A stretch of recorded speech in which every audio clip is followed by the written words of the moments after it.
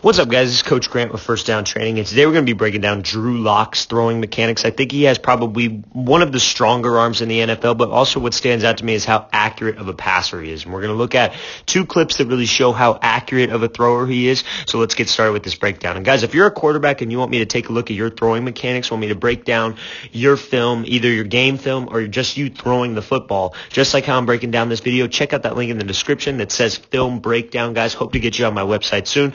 Let's get started. So we're going to watch this full speed. This first throw here is at his pro day, and he's going to be throwing just this bomb downfield. We're going to talk about his base and his hips coming through in that front stride, how it needs to be the same on a deep ball as it would be if I'm just throwing that maybe just like a 10-yard dig over the middle, bang 8 post, whatever it might be. Okay, so coming off this play action here, a little bit of pocket movement with his quarterback coach.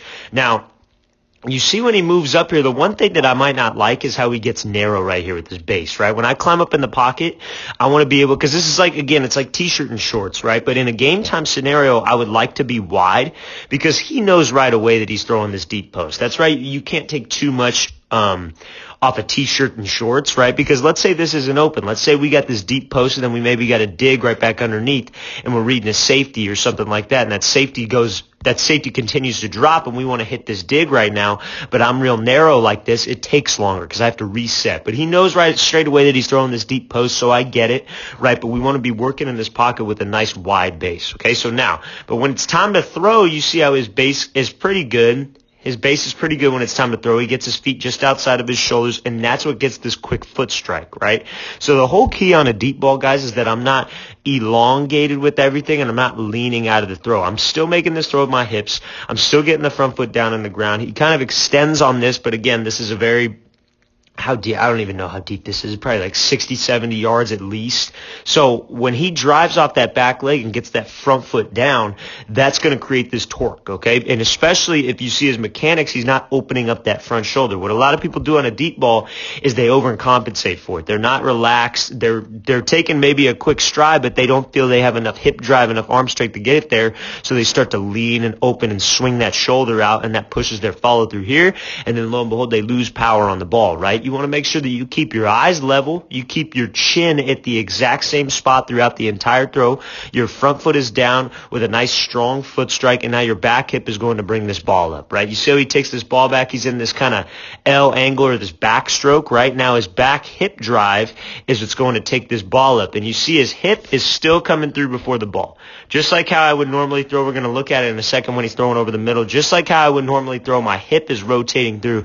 The way I tell my young quarterbacks to think about it is before the ball comes through, you want your belly button to be at the target. So you see how his belly button is at the target? That's before that football comes through, okay? That's how you got torque. But torque isn't going to happen if we open up that front shoulder and if we don't keep a bend on that front leg, okay? So I got to make sure I keep that front shoulder closed, not necessarily pushing my hands back. Just keep that front shoulder closed as your foot is striking the ground and as your hips come through, right? And now he rotates through, and you see where his follow-through is.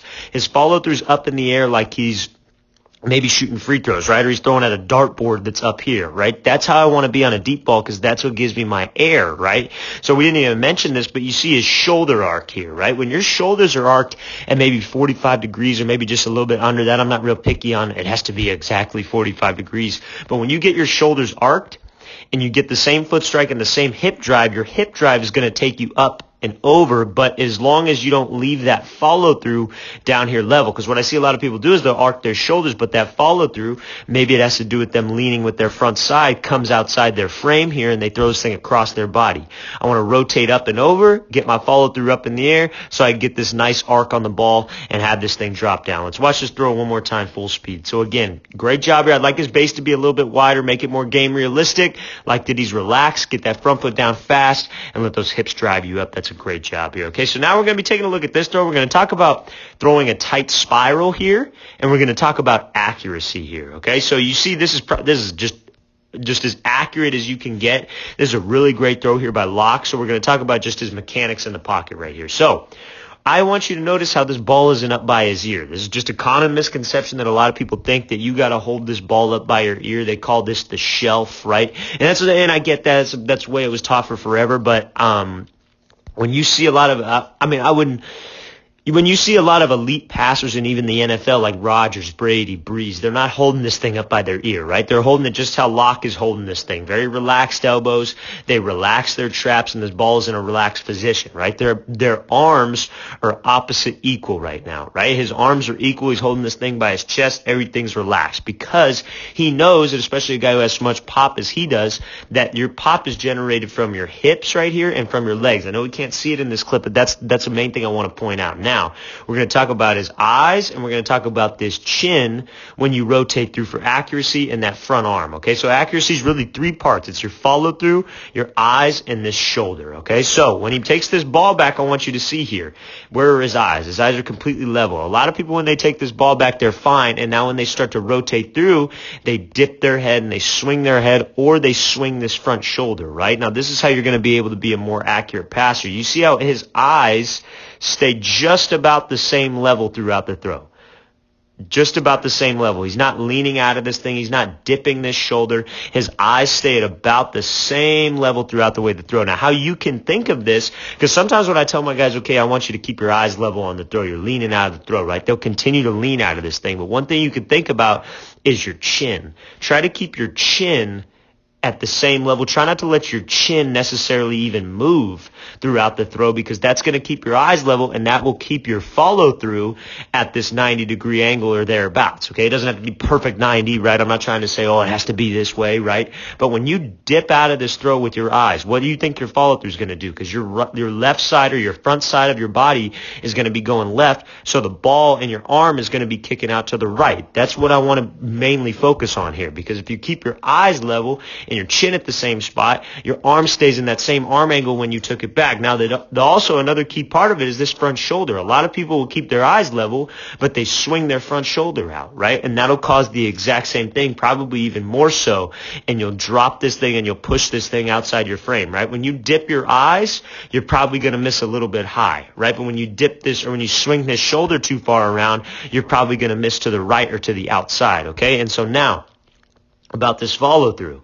You want to extend your follow through like you're throwing at a dartboard. If you could keep your eyes level, if you don't dip this front shoulder, if you just focus on rotating, and when you release this ball, your follow through is going straight at the target and you're turning that thumb over, that's how you're going to work on getting a spiral, right? You see how he's turning his hand to the outside, he's turning his palm towards the sideline over here. That's how we get good spin on this ball. You let this thing roll off your index, you keep a gap between the palm and the ball, and you extend right out at the target, okay? So for accuracy, I want to be eyes level, chin at the same spot, don't open up the front shoulder so this ball comes out in a nice, good, strong angle, right? It's not outside of my frame. For a spiral, I want to make sure there's a gap between my palm and the ball, let this thing roll off my index, and turn my palm outward, okay? And for accuracy, again, I want to make sure I'm extending like I'm throwing at a dartboard, right at the receiver, right at the target. Let's watch this thing full speed one more time. And again, nice and relaxed ball carriage. So it just rotates through, and you see such a tight spiral, threads the needle. That's a really great throw here by Locke. Okay, so now let's watch this. This is probably the most recent clip we have of him throwing. So let's watch this thing, and we're just going to break down really everything about this motion, right?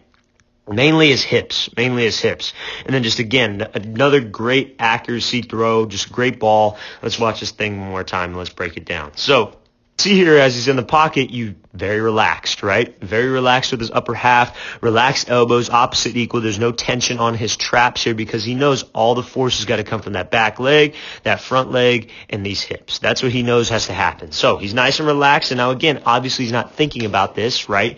But this comes from just reps upon reps upon reps. Guys who want to change their mechanics, they don't want to put in the time.